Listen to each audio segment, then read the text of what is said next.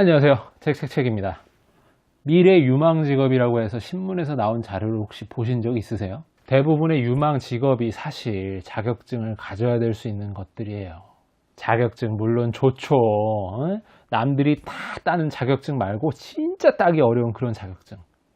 이를테면 의사, 변호사, 회계사 뭐 그런 자격증 같은 거 그거 정말 좋은 거예요, 사실.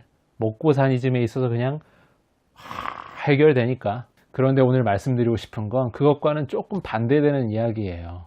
주변을 한번 보시면 최종 학력이랑은 상관없이 몇 개월 그냥 학원 다닌 걸로 그냥 뚝딱 자격증으로 그냥 진로를 결정하는 사람들이 있어요. 요즘 너도 나도 스펙을 강조하며 경쟁하다 보니까 무분별한 자격증을 그냥 개통 없이 막 따시는 분들이 많아요. 이러한 자격증 모으기 전략은 오히려 독이 될 수도 있다는 게 바로 제 생각입니다. 우리가 우리의 시간과 노력을 들여서 딴 자격증이 사실 우리 미래에 혹은 의식에 상당한 영향을 끼칠 수밖에 없어요. 뭐 예를 들면 과거에 무슨 공부를 했든지 만약 공인중개사 자격증을 딴다면 의식적으로 부동산 중개업으로 기회를 잡으려고 할 거예요.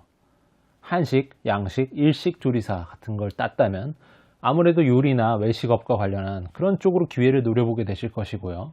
결국 무언가 노력을 해서 자격증을 따게 되면 매몰 비용을 생각해서 우리는 그쪽으로 진로를 생각할 수밖에 없을 겁니다. 그러니까 이거예요. 자격증은 이것저것 따서 모으는 게 아니라 내가 진짜 할 일이라고 판단이 명확히 됐을 때 따셔야 되는 거죠. 게다가 정말 유명한 전문직이라면 동일한 자격증을 따는 사람은 계속 늘어날 거예요. 그에 따라 경쟁은 점점 치열해지고 자격증을 따서 얻게 되는 대가는 갈수록 적어지는 거죠. 실제로 의사와 변호사 같은 고급 자격증을 가진 사람들의 숫자가 갈수록 늘어나고만 있다는 기사 보신 적 있으시죠?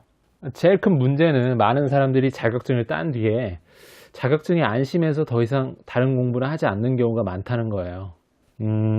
그렇다면 자격증은 따지 말라고 하는 거냐? 그건 아니에요. 그 얘기는 아닙니다. 다만 자격증 만능주의와 같은 편협적인 이런 사고, 이런 생각들을 좀 버려야 된다는 얘기를 하고 싶은 거예요. 자격증을 따신 그 순간부터 자격증을 가진 그들과의 리그에서 경쟁이 시작됩니다. 어차피 똑같아져요. 제일 중요한 건 자격증을 따든지 안 따든지 계속해서 공부를 하면서 keep going 하는 자세가 중요하다는 겁니다. 자기 발전을 위해 노력해야 되는 태도가 중요하다는 것이죠. 오늘 말씀드릴 이야기는 여기까지입니다. 도움이 되셨다면 구독 한번 꾹 눌러주시고요. 그럼 오늘도